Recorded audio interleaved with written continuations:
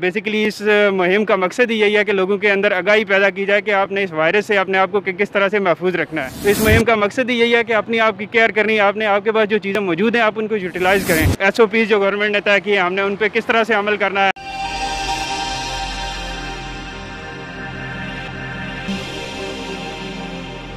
अस्सलाम वालेकुम नाज़रीन, कोरोना वायरस के बढ़ते हुए केसेस को रोकने के लिए अवाम में आगाही मुहिम के लिए कश्मीर आफर रिलीफ ट्रस्ट के रज़ाकारों की ज़िली इंतज़ामिया के अफसरान की जानब से जो आज पम्फलेट तकसीम किए जा रहे हैं चौक शहीदा में। आज रज़ाकार हमारे साथ मौजूद हैं कोर्ट के, इनसे बात करते हैं कि इस हवाले से ये क्या कहते हैं, क्योंकि जो मौजूदा दिनों में कोरोना वायरस के केस जो है वो बहुत ज़्यादा बढ़ गए हैं। मीरपुर में मरीज़ों की तादाद बहुत ज़्यादा हो गई है, तो इंतज़ामिया ने भी मुख्तलिफ इकदाम जो है वो किए हैं SOPs के अमल दरामद कराने के लिए लोगों में, ताकि जो ये वायरस बढ़ता जा रहा है दिन ब दिन इसकी रोकथाम के लिए जो लोगों में आगाही जो है ना आए। और इस हवाले से आज पम्फलेट भी तकसीम किए जा रहे हैं। इस वक्त कोर्ट के रज़ाकार हमारे साथ मौजूद हैं, इनसे बात करते हैं। अस्सलाम वालेकुम जी। वालेकुम सलाम, मेरा नाम उस्मान है और हमने ये कैंपेन जो है वो कोर्ट और डिस्ट्रिक्ट एडमिनिस्ट्रेशन के तावन से शुरू किया ताकि लोगों के अंदर कोरोना के हवाले से एक आगाही मुहिम दी जाए कि इससे कैसे आप लोगों ने बचना है और कैसे जो गवर्नमेंट ने SOPs तय किए हैं या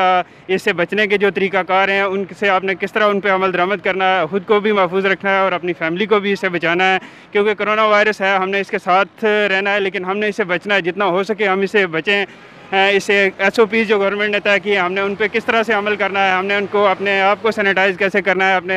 हाथों को कैसे सैनिटाइज़ करना है, अपने आप को कैसे इस बीमारी से बचाना है, इस वायरस से बचाना है। ये बेसिकली इस मुहिम का मकसद ही यही है कि लोगों के अंदर आगाही पैदा की जाए कि आपने इस बीमारी से बेसिकली बचना कैसे है, आपने इस वायरस से अपने आप को किस तरह से महफूज रखना है। क्या समझते हैं आप, जिस तरह आप पम्फलेट तकसीम कर रहे हैं, गाड़ियाँ रोक के आप लोगों को दे रहे हैं, तो क्या आप समझते हैं अवाम भी इस पे तामन कर रही है आपके साथ? क्या लोगों को समझ आ रही है कि ये क्यों दिए जा रहे हैं पम्फलेट और इसका मकसद क्या है? बिल्कुल, अवाम काफ़ी हद तक तावन कर रही है और मीरपुर की अवाम को हमने काफ़ी हद तक देखा है कि अच्छा तावन करते हैं और काफ़ी सारे लोगों ने मास्क वगैरह भी यूज़ करते हैं, काफ़ी सारे लोग जो हैं। और इसका इस मुहिम का बेसिकली मकसद ही यही है कि आपने जो आपके पास चीज़ें मौजूद हैं, मास्क मेरा ख्याल है कि हर बंदे के पास होगा, लेकिन हम लोग जब बाहर निकलते हैं हम लोग केयरलेस होते हैं थोड़े से। तो इस मुहिम का मकसद ही यही है कि अपनी आपकी केयर करनी है, आपने आपके पास जो चीज़ें मौजूद हैं आप उनको यूटिलाइज़ करें। आपने अगर मास्क पहना हो, आपके पास मास्क मौजूद है, आप बाहर निकल रहे हैं तो उसको पहने, उसको लाजमी पहने, क्योंकि आपने अपने आप को भी महफूज करना है, अपनी फैमिली को भी महफूज करना है और अपने शहर को भी महफूज करना है। जी बिल्कुल, कश्मीर आफर रिलीफ ट्रस्ट के रज़ाकार जो चौक शहीदा में मास्क भी तकसीम कर रहे हैं और इसके अलावा जो पम्फलेट तकसीम किए जा रहे हैं,